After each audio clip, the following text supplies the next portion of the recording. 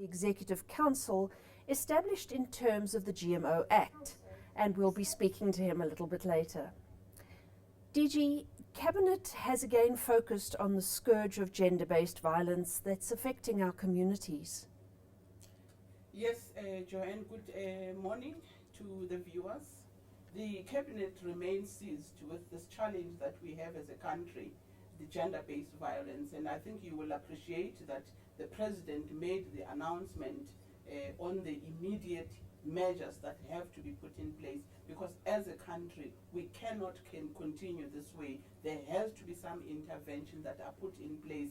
You will appreciate that the President during the budget debate made the announcements which were endorsed by Cabinet in interventions such as the training of the police, putting aside some funding to capacitate some of the Tutuzela centers, because I think we believe these are the first line of defense for the women who are in distress. So the President has made that announcement that they will try and capacitate them. But most importantly, I think the advocacy, because I think we believe that yes, the police can arrest, yes, we can put aside some of these centers, but the most important thing is educating that boy child, and also speaking to the men in this country, because we believe women are not abusing themselves.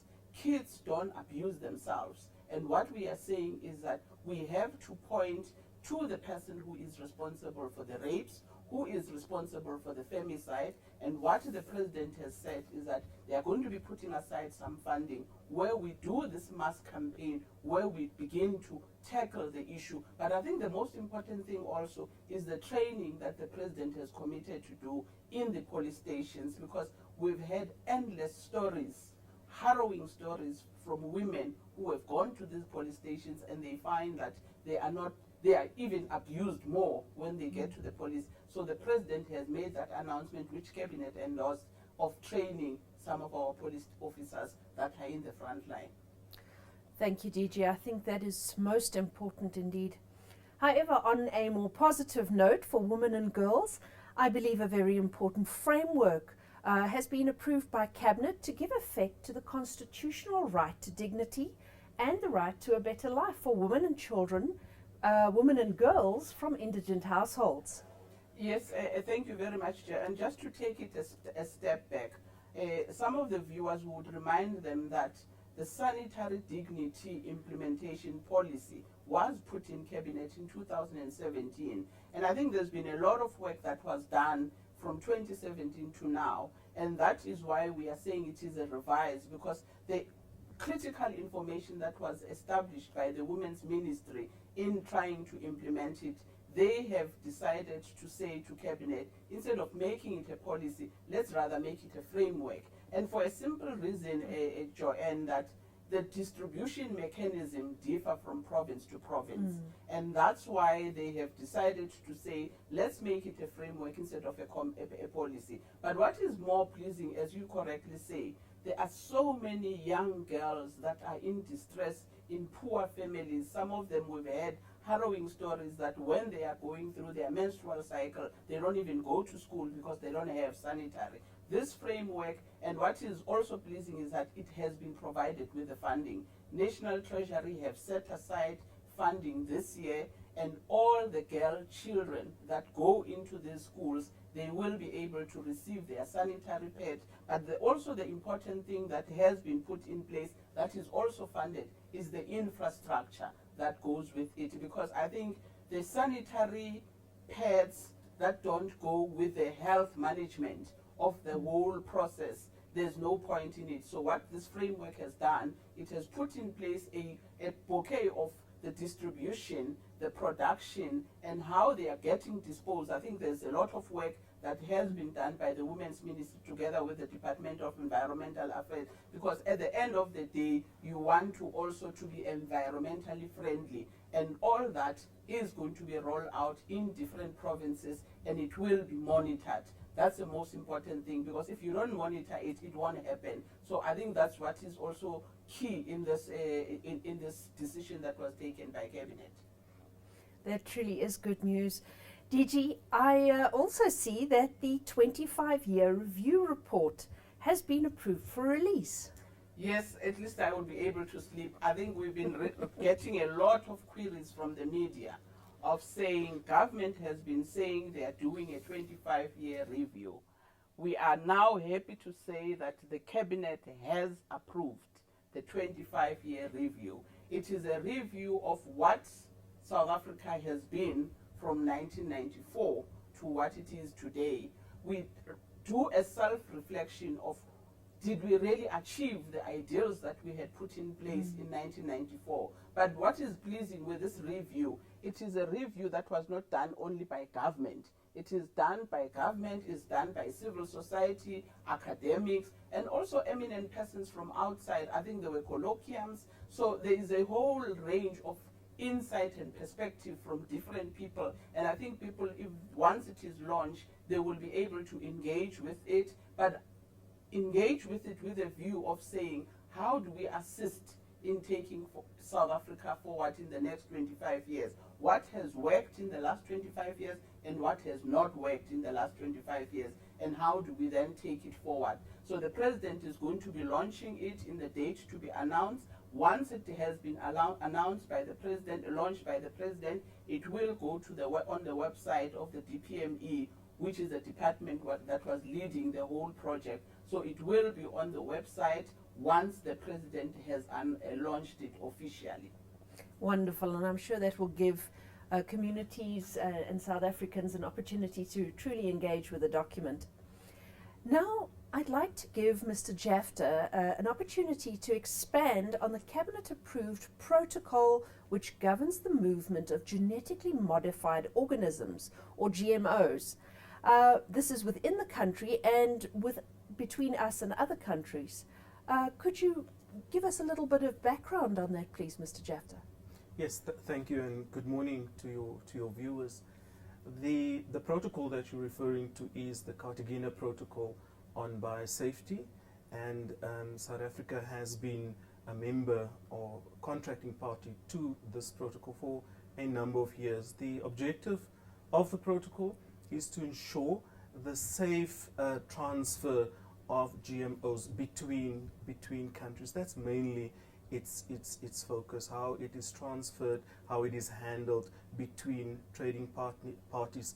So the protocol sets broadly a range of rules and procedures to ensure that all potential risks associated with GMOs are managed, and those risks are the risks relevant to human health, to animal health, as well as, very importantly, to the environment. It is a protocol under the Convention on Biological Diversity, and therefore the environmental aspect is very important. Indeed. How has South Africa fared in implementing this protocol? Okay, the report that you are referring to is actually our assessment report. It is a compliance issue under the Cartagena Protocol on biosafety. So it also allows us to assess at a country level how well we are doing in terms of the implementation. Broadly speaking, South Africa has had a domestic regulatory framework that deals with the management and use of genetically modified organisms. So that is our guiding document or guidance as to how to manage the potential risk associated with genetically modified organisms. So the report then guides contracting parties to assess different areas, and overall it is our view that we have done well in terms of ensuring that we comply to the prescripts of the protocol, and ensuring that there's an adequate level of safety attached to the use of genetically modified organisms. You would also appreciate that the rules specified under the protocol are also the rules that is applied by our trading parties. So it is important for them also to ensure that South Africa, when there's a transboundary movement of genetically modified organisms, that we also comply. In terms of the specific detail, I think we have done well in extending our capacity to deal with risk assessment and risk management, which is key under the protocol, as well as our domestic legislation. We have done extremely well in terms of expanding our capacity to reach out to other neighboring countries and other regulatory authorities, and also the communication between the domestic system and the international body has also improved. Wonderful. You spoke a little bit about cross-border movement of GMOs, and South Africa is linked very closely to our neighbouring countries, to the Southern African region. Are we putting in place specific interventions or support to assist our neighbours to comply with these protocols? Yes, sure. So at a principle and at a policy level, it is important for us to always recognize the sovereign right of a particular country, of specifically if it's our neighbors or any other country on the globe, which are our trading parties. So we always take a position that each country has a sovereign right to make their own decisions around the application of genetically modified organisms. We have recently, together with the Department of Environmental Affairs, approved the regional engagement strategy, and that strategy has specific areas through which will guide us to engage our regional our regional neighbors, and it's specifically aimed to ensure that where they ask for assistance in terms of capacity building, in terms of communication, in terms of risk assessment, that we can offer them that assistance. In day-to-day trade, we always ensure that there's no transboundary movement of any GM commodity without us having the authorization from that country. So the countries would make their own decision, and that decision is communicated to South African authorities through a permitting system, and only then would we authorize the movement of a particular commodity. So in that way, we ensure that we also comply with their rules, and we ensure that they don't receive a consignment or any movement of a commodity without their knowledge. Thank you so much. As we conclude on that topic, is there any message that you'd like to share with South Africans on how they can contribute to this very important issue? Okay, thank you for that question. I think it's important that we have now had more than 20 years of experience on the application of genetically modified organisms. Over the years, our regulatory system has improved, and we continue to bring it in alignment to international best practice, and we even in some instances extend beyond what international best practice extends, because the safety to the South African public is of key concern, as well as the South African environment. So we always ensure that we apply a standard that ensures that we protect human, animal, as well as environmental health.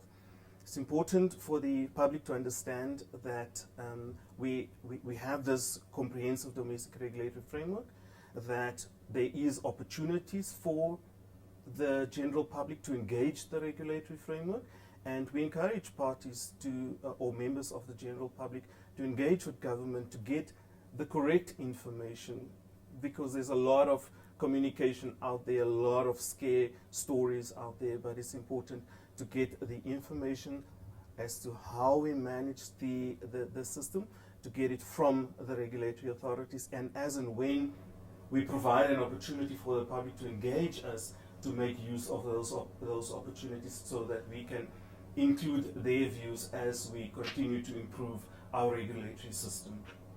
Thank you so much. And thank you very much for that message also about people being sure that the information they're receiving is from an official source, and you can contact the department if you need to check on information that you are receiving. Finally, we'd like to encourage South Africans to participate in Heritage Day on the 24th of September by speaking and reading in our indigenous languages. Mbani kahle. Thank you very much. Thank you very much.